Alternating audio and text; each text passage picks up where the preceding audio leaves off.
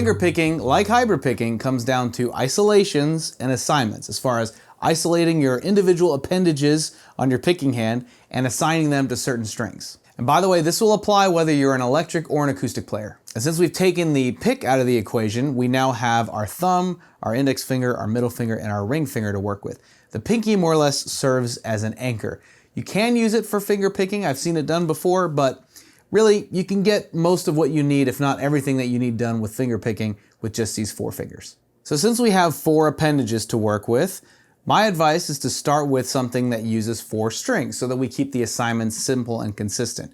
So take the open D chord, for example. We only got 4 strings to worry about: the D string, G string, B string, and high E string, right? And if you don't already know how to play a D chord, it's on the 2nd fret. You got your 2nd fret on the G string here with your 1st finger. Your 3rd finger is on the 3rd fret of the B string, and your 2nd finger is on the 2nd fret of the high E string. And then D string is wide open, right? So we have, that's our D chord. So we have our 4 strings, 1, 2, 3, 4.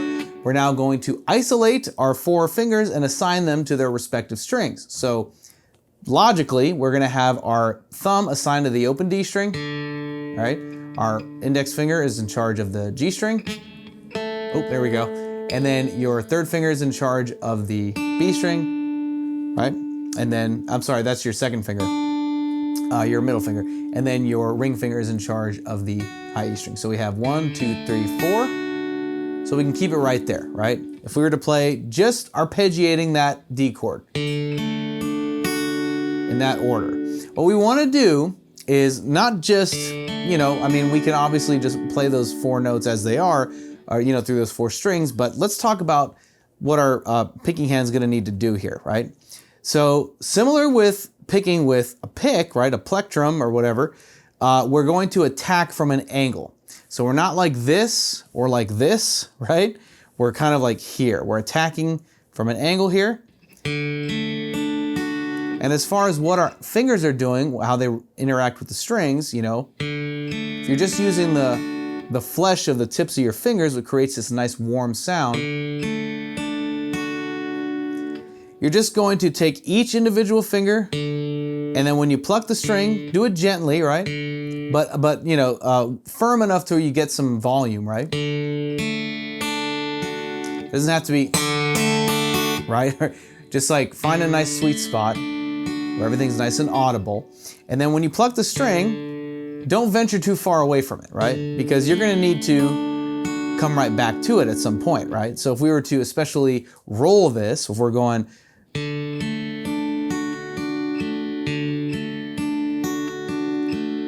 doing a back and forth arpeggio thing, like we're about to play Hallelujah or something, right? So we want to make sure that with each pluck, right, we do it gently and we don't let our finger venture too far off so it stays close by. And you also want your wrist, as far as your entire hand, but your wrist to stay as still as you can, right? And if you need your pinky to help anchor you, right, you can have your pinky just resting on the body of the guitar. And try that out if that helps. Otherwise, if you're just floating, it's totally fine too. In fact, if you're doing that, you can rest, your wrist kind of like up here on the top part of the bridge here. So like on this bridge has a little slope, which actually works perfectly to just kind of rest my hand there. Maybe that was by design, I don't know.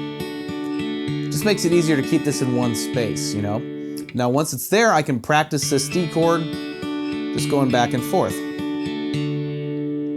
Now, of course, you're gonna encounter all manner of different approaches with finger picking, different order of things, right? So in this case, we don't necessarily need to get into, so we have our normal arpeggio, right? Back and forth, ascending, descending. But the next thing that we can do is just kind of break up the pattern a little bit. That'll pretty much get the job done for us. It's like so instead of going where it's thumb, index, middle, ring, we're alternating. So we're going thumb, then ring, thumb, middle, index, ring. I had to think about that for a second. Notice how we're getting a different kind of sound too. We're not changing the chord, but And that might feel awkward at first, especially if you're used to just like playing it in a linear, you know, logical order, but there's a certain sound to breaking up the order a little bit. So you want to obviously start at a pace that's slow, reasonable, you know, so you can actually do it consistently and get comfortable with that sort of pattern, right, as far as how you're rolling your fingers. But remember, you want to have your hand anchored to the guitar, or at least, you know, just close by, and you want to make sure that when you pluck the strings gently, right, remember we're attacking from an angle, and you're keeping your fingers close enough to the strings so they don't venture too far away, right? So they kind of stay exactly at their post where they need to be so they can, you know, come in and do the job that they're supposed to do. But let's say we're gonna expand beyond just 4 strings. Obviously we got 2 more strings, we got 6 strings usually on most guitars. So if we were to finger pick and we're dealing with 6 strings, what would we do if we don't have 6 fingers to pick with, right? Well, essentially what you would do, at least this is what I would do, is the thumb would kind of expand on its responsibility. So let's say we're gonna do a full 6-string chord, like a G chord, right? You can have your, you know, like if you were to do the 4 strings right here, D, G, B, and high E, just like we were with the D chord, but we also have these other notes.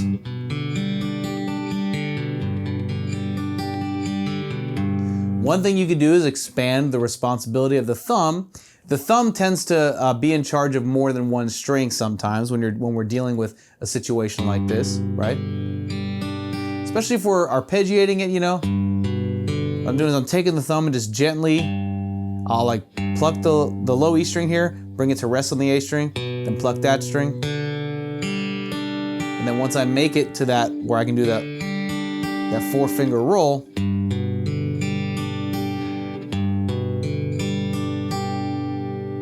another thing that you can do is you can essentially roll over the assignment. So let's say we wanted to do,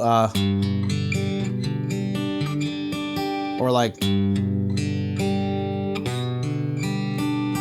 there's all kinds of different variations that you can do it. So if you wanted to do the rollover thing, you can start by having your thumb on the low E string, and then you have thumb, index, middle, ring, and then you bring it down to accommodate the rest of the strings in whatever kind of order that you want.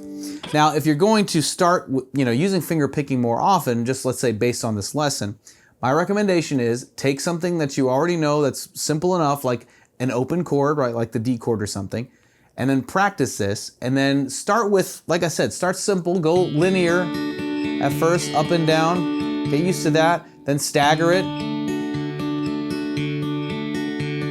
And when you start to feel like it's inspiring new ideas, that's where it's like, it's easy to get really excited and you want to just like kind of power through, but you want to stop for a second, and then whatever your, whatever kind of like musical ideas are coming to you as far as like what chords and stuff to use, find a pattern and stick with it. Because, you know, I mean, it makes sense, right? Like even if we were to do this, let's say this becomes a song idea. Nice, you know, we can keep that going. And I can change the chords and keep that chord progression, you know. So if I'm gonna switch into a G chord, right, I don't even really need the full G chord because I'm avoiding these strings over here, so I'm just doing the same thing. But I'm still getting that tonality of the G chord because I have this bottom half of it, right?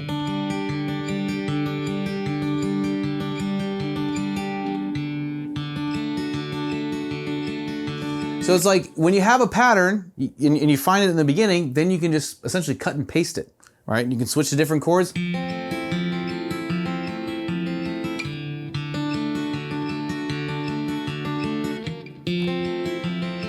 That's nice, you know. F major 7 to D. Practice that. All right, to do the F major 7, we're doing this staircase kind of thing where 3rd finger is on the 3rd fret of the D string, 2nd finger is on 2nd fret of G, 1st finger is on 1st fret of the B string, and then a high E is wide open. Has a nice sound, you know?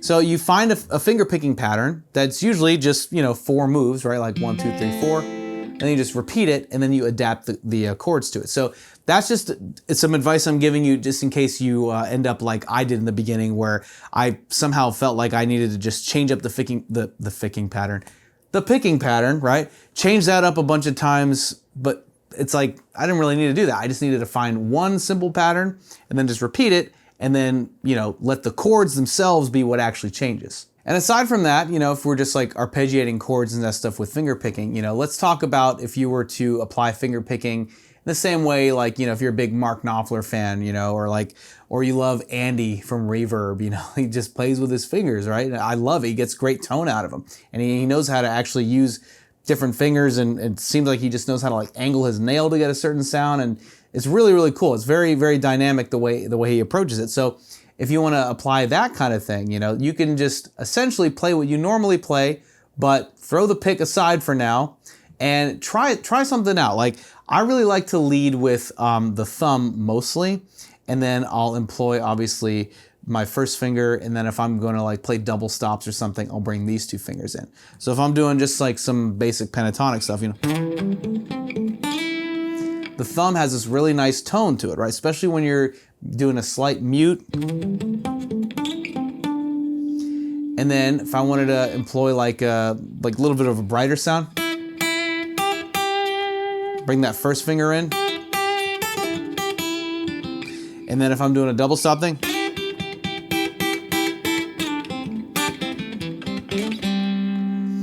you know, and it's actually a great way to practice dynamics too, because the thumb especially is just great for that kind of like thumpy, mutey kind of stuff. You can practice those call and response dynamics, right? Where you're playing something like, and then you're playing something a little louder with like your index finger.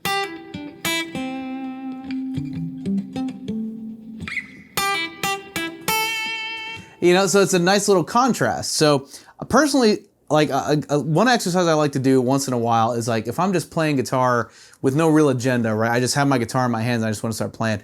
I'll just put the pick down and I'll try to just not depend on it for a little bit. And I'll try to play the same kind of stuff that I normally play, or at least some kind of approximation of it, just with my fingers. And oftentimes when I force myself into that situation, I actually come up with some cool stuff that I'm happy with and I'm proud of, that I want to employ later on. So sometimes it takes just forcing yourself to be put in a slightly uncomfortable situation where you actually are put in a position where you have to come up with interesting ideas in order to justify the decision that you made, right? To throw the pick away for a little bit.